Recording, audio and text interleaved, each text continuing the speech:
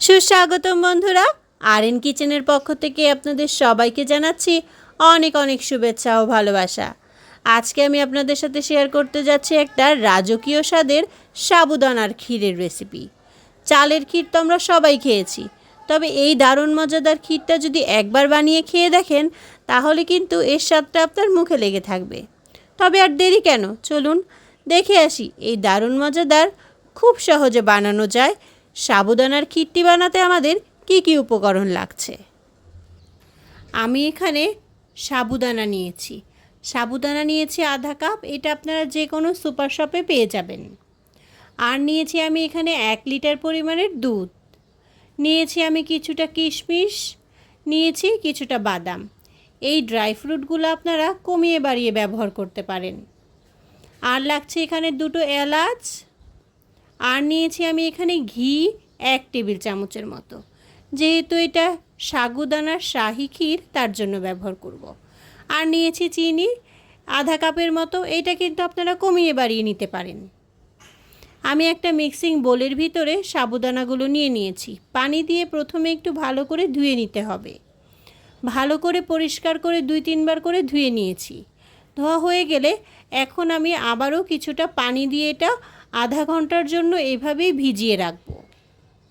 চুলায় একটা পাতিল বসিয়ে দিয়েছি। দিয়ে দিলাম এখানে 1 টেবিল চামচের মতো ঘি। ঘিটা একটু গরম হয়ে আসছে। এখন দিয়ে দিচ্ছি বাদাম কুচি, দিয়ে দিলাম কিশমিশ। 2টো উপকরণ দিয়ে একটু হালকা আঁচে ভালো করে ভেজে নিচ্ছি। মোটামুটি একটু ভেজে নিয়ে কিছুটা আমি তুলে নেব। এই কাজটা যদিও অপশনাল, তবে ঘিয়ের মধ্যে বাদামটা ভেজে নিলে ফ্লেভারটা একটু ভালো আসে। আমি কিছুটা বাদাম একটা বাটিতে তুলে নিলাম।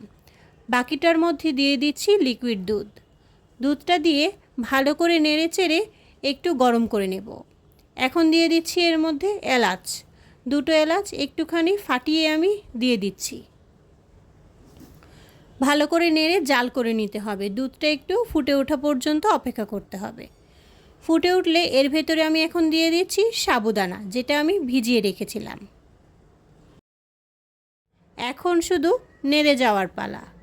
একটু পরপরই ভালো করে নেড়ে যেতে হবে, যাতে করে সাবুদানাগুলো তলায় লেগে না যায়। এই ক্ষীরটা তৈরি করতে অ্যাটলিস্ট 10 থেকে 15 মিনিট সময় লাগবে সাবুদানাটা সেদ্ধ হতে। সাবুদানাগুলো দেখতেই পাচ্ছেন কিছুটা কিন্তু বড় হয়ে ফুলে উঠেছে এবং ঘন হয়ে গেছে। আর এটা ধীরে ধীরে ট্রান্সপারেন্ট ভাব চলে আসছে।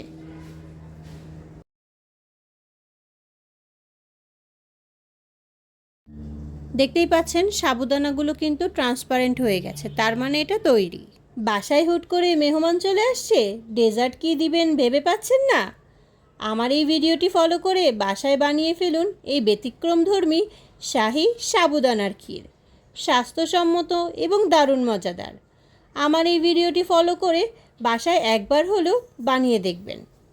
আর আমার ভিডিওগুলো ভালো লাগলে অবশ্যই লাইক, শেয়ার, কমেন্ট এবং সাবস্ক্রাইব করার অনুরোধ রইল।